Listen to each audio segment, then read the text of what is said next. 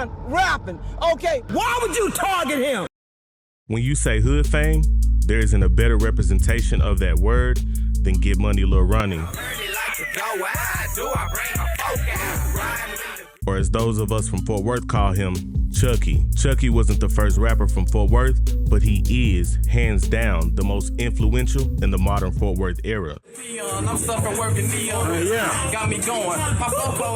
Atlanta has T.I., Dallas has Trap Boy Freddy, and Fort Worth has Get Money Lil Ronnie. From his cool and calm flow to his catchy branding and catchphrases. Yes, sir. Best gambler in motherfucking Texas with another PS motherfucking. Suddenly, the city is shaken and a life is cut short. Arrived at the scene, folks leaning on one another for support. Today, we dive into the story of Get Money Lil Ronnie. Lil Ronnie with some money, man. Get Money Lil Ronnie was born Ronnie Sibley, October 28th, 1989 in Fort Worth, Texas. Not much is known about his early life, with Ronnie himself saying that he was in the streets as early as 9 years old. For a long time, I was already in like at 9 or 10. I was in the streets. Ronnie is from the Highland Hills neighborhood of Fort Worth, Texas, which was once a nice neighborhood back in the 70s, but now known as a drug-infested area, which he would later rename and refer to as Lil Vegas due to the hustlers and gamblers that come from that area. Okay, Lil Vegas was really on some gambling shit. I gamble like a motherfucker, that's what I'm just telling you. Lil Ronnie was born to Frida Holly, who he lost in a car accident, and his father, whose name I could not find. Lil Ronnie has a brother named Eric, who was in Highland Hills, May 11th, 2012, in which Lil Ronnie was one of the first people to arrive at that scene and witness the aftermath of what had taken place. Due to his mom being in the streets, Lil Ronnie lived with his grandmother at times and also bounced around from different homes, having to fend for himself and make ends meet however he could. I was already going to school, that ain't my mama not waking me up. I'm in the streets. When we were kids, Lil Ronnie was probably universally recognized as one of the best athletes in the city, being known citywide for both basketball and football. Lil Ronnie is on record saying that becoming the best gambler in Texas started from when he was in school, having to shoot dice just to survive. School, I was gambling when everybody else wasn't, so even though we was kids. A lot of rappers say they got it out the mud, but Ronnie did that in real life. Get Money Lil Ronnie is a special case to me because he's fighting the fight of everything that I have is from the street, but I need to be in this business. Lil Ronnie's rise to popularity in the streets was natural. See, Fort Worth has always been known as a gang city, but by the mid-early 2000s, conventional blood and Crip gangs had dissipated. Now, instead of gangs, what we have are cliques. Now, there were still certain cliques that represented parts of town and might have been primarily made up of Bloods and Crips, and Lil Ronnie at this point was really close to and affiliated with people from the South Side. Or I think like he on the South Side or he's from the South Side. I've been seeing this nigga since a kid. 5th, 6th, 7th, 8th grade, I was already going to all South Side school. I went to Morning South the whole time. Like at the time, DSG members, Fat T, and another childhood friend named Oop. You also could never miss Hood Fame member Fofo Greg, known as Lil Greg, and Chris Cross, along with many others. DSG was the most well-known clique on the South Side, and primarily, arguably, the most well-known in the city. And in the mid-early 2000s, house parties, the skating rink was equivalent to what social media is now, and DSG was in the mix of it all. Along with the DSG influence, in these days, MySpace was the premier social media platform. And in those days, people like Kendrick the Superstar, Teflon, and T-Real were the most popular people on the internet. And right with them was Get Money Lil Ronnie. When they was rapping, fool, them was my partners. Ronnie was already popular in the city as a basketball player as a kid, but now he's becoming one of Fort Worth's most recognizable faces in the streets. At the time, Dallas boogie music was the sound of the DFW and was taken off worldwide. To show y'all how we gonna hit that hole in the D, how we gonna put it down, motherfucking me. But Lil Ronnie would bring back street music and told the story of the streets of Fort Worth at that moment. Lil Ronnie would link up with another popular face in Fort Worth, Get Stacks Lil Zach, and together they would dominate the sound of Fort Worth music. Hey, it's the motherfucking deals, Get Stacks Lil Zach. Shout out to my partner, Get Money, Lil Ronnie. Shit. Get Stacks Lil Zach and Get Money Lil Ronnie were the Shaq and Kobe of the Fort Worth music industry at the time. Ronnie would also help lay the blueprint for Fort Worth artists for years to come. Ronnie was one of the first artists to have consistent visuals in the Fort Worth area, and it would be a young Half-Pint Films who captured all of it. No matter Half-Pint, my nigga, cause this blueprint nigga can say it if they want to or not. See, although Ronnie is from Highland Hills and he grew up there and on the south side, and Zach being from the east side, together they would perform at sold-out parties and club events. Like to go out, do I bring my folk out, riding in the grid. Until Lil Zach was tragically killed. From there, Lil Ronnie would continue to drop music, keeping Zach's name alive. Shit, I'ma do it for Lil Zach, cuz. But without Zach, Ronnie was left to carry the Fort Worth music scene on his back alone, which was a struggle for him because he was still 100% in the streets. I got my back. For what? I lost it. Give me 5. Crap. Give me 5, see? Okay. After Lil Zach had passed, Lil Ronnie had took a page out of Lil Wayne's book. He started to rap over beats that were already popular. He would drop legendary songs like Magic Freestyle, Wear no panties, boy, my sack is got my stack doing gymnastics. All Birds, Brick back, free my boy, oh, real plug.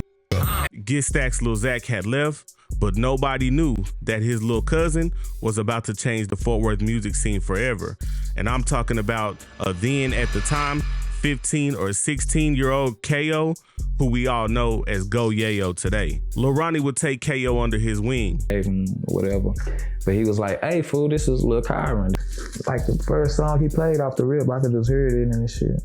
And now, every time Ronnie dropped music, you would either see KO on the visuals or as a collaborator on the song itself. This would continue for a while until KO started to get into legal trouble and eventually go to jail for an extended period of time. At this time, Ronnie would still drop music, but not as frequently and consistently as he once was. And it was evident that the street life was the main part of his life.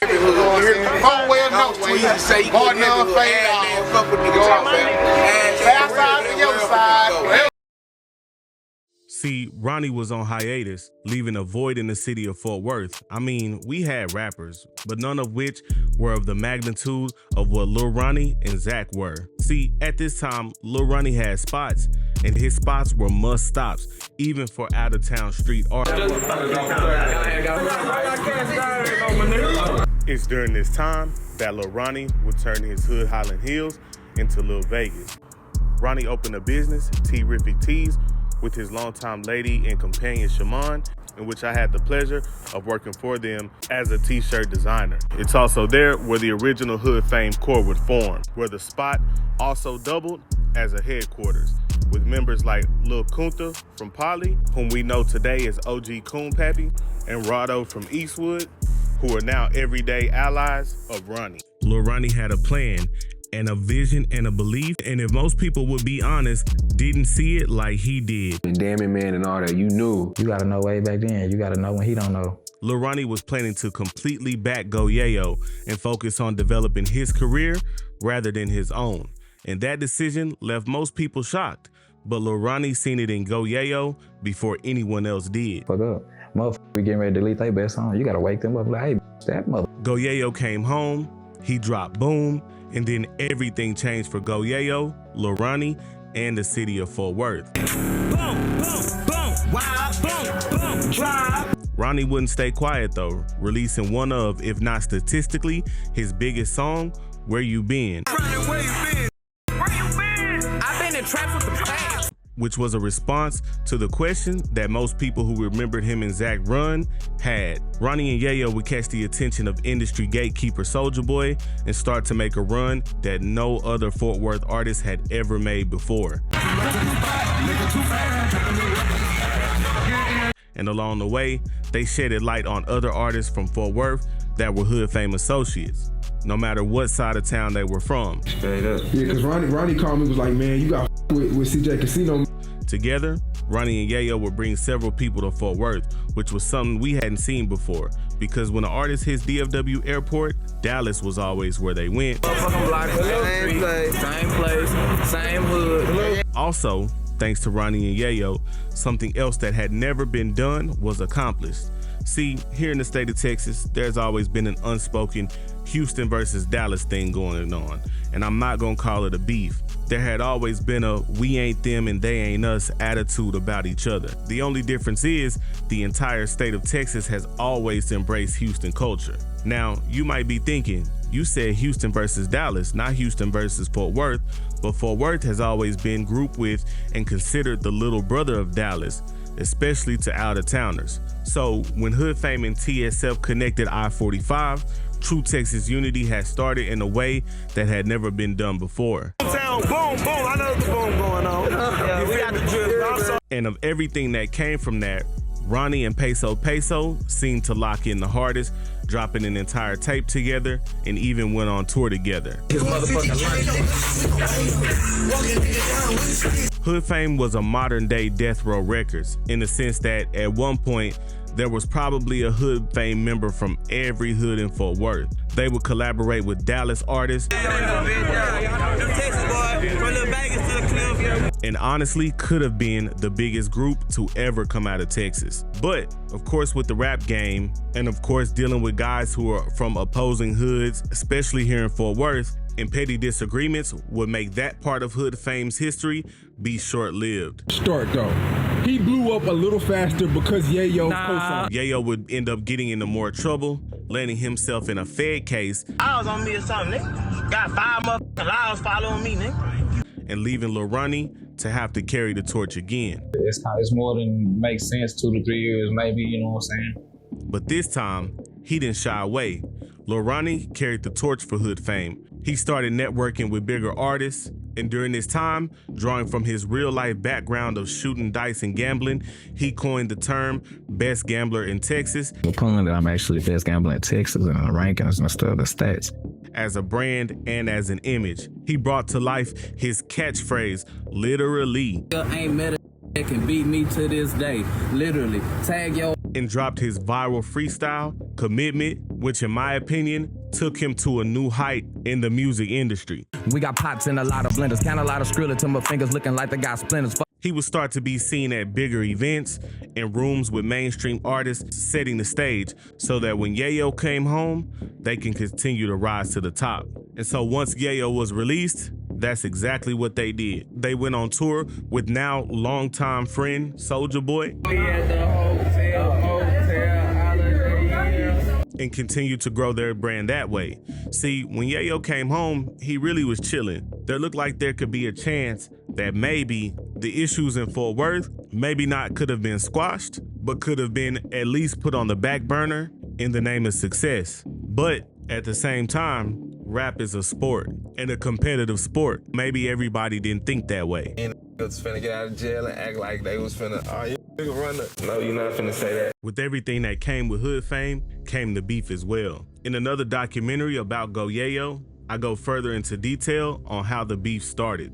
And besides, this is about how Ronnie plays into all of it. At this point, the Casino Hood Fame beef is well documented. Long story short, Casino and Hood Fame were once one.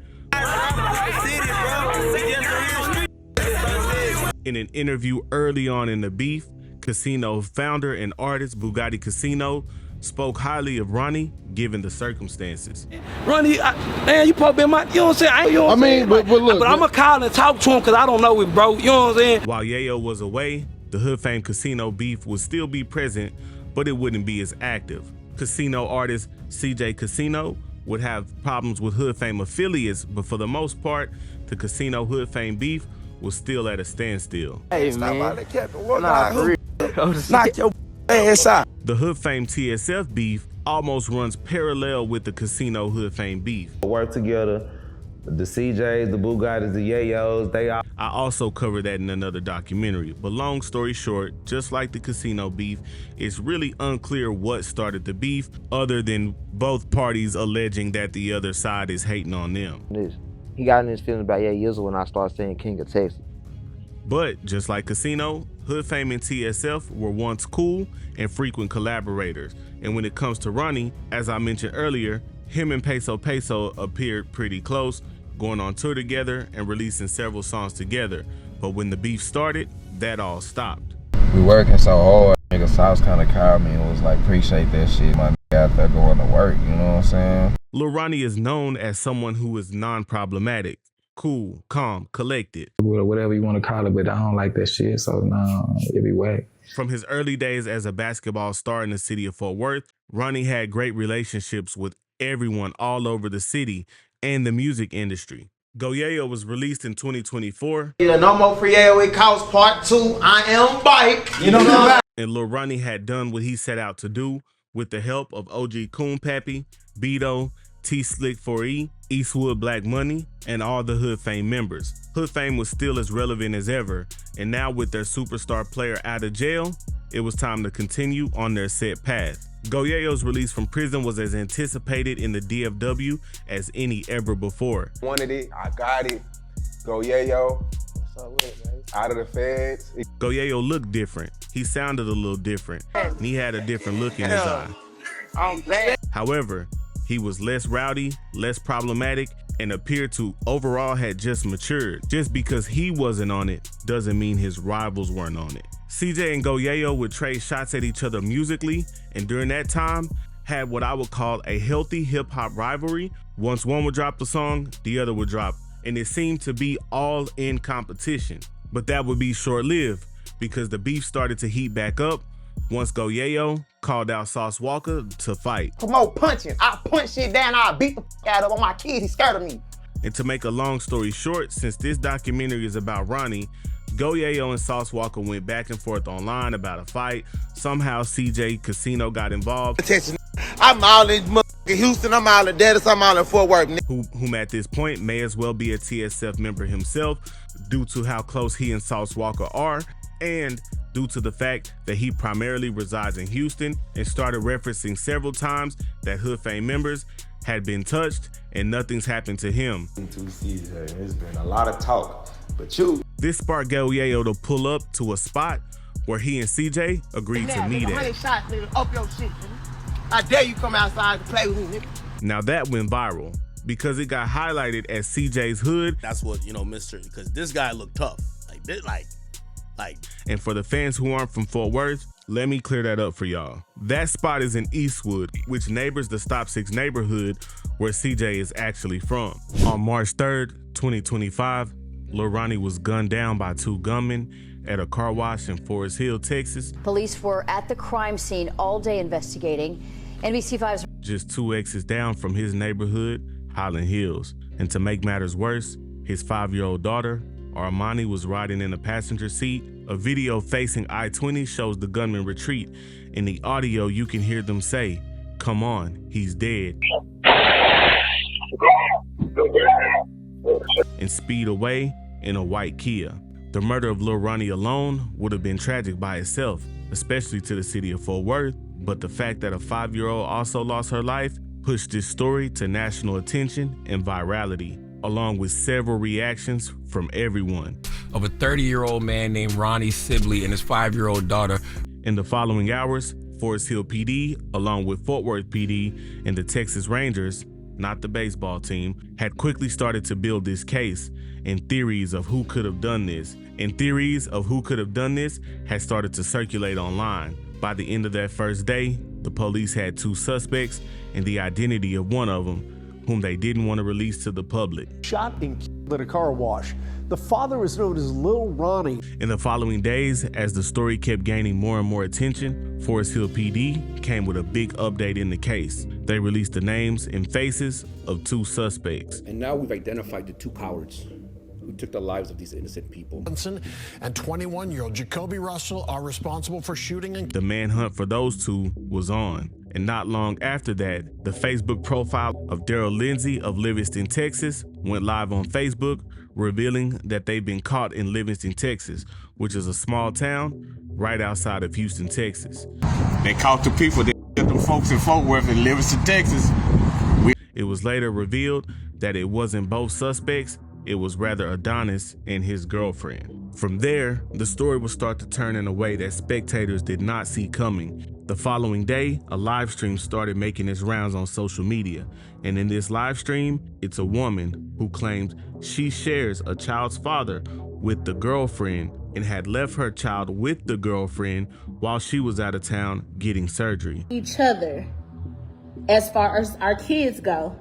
She claims that since Tuesday, remember the murder happened on Monday, that the girl had been acting strange, pretty much telling her that she could no longer watch the baby. Thinking she was lying, she never put two and two together until she had seen that the two had been arrested in Livingston, Texas. Acting like she crying, but it didn't really sound like she was crying.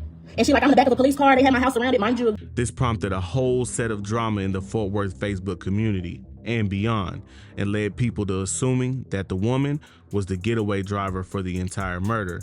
And it's worth noting that if you watch the video carefully, you can see that there is no getaway driver. The manhunt for Jacoby Russell was still on until he turned himself in, and with both suspects now in custody, people everywhere were pleased with how the police handled this situation. The only question left was why. 21-year-old Jacoby Russell turned himself in tonight. Popular Fort Worth blog page Fort Worth Mugshots posted both suspects. Shortly after, a live stream of hers started to surface, where she pretty much lays out that she was not a getaway driver and she was indeed approached by the police, but instantly told him that her boyfriend Robinson had borrowed the car while she was working. The fuck? No, I had nothing to do with none of that shit. She also states that she asked Robinson, why did you hurt a child? And she claims that he allegedly said that he didn't know a baby was in the car. How could you shit? The nigga kept telling me he didn't know that baby was there, bitch. Another important detail is, after fans asked her why did she help him hide or take him to Livingston, she clarified that he had already been in Livingston, Texas, and he called her to come pick her up. And she did, prompting police to follow her and capture him. I didn't take the nigga nowhere. The nigga was already out here.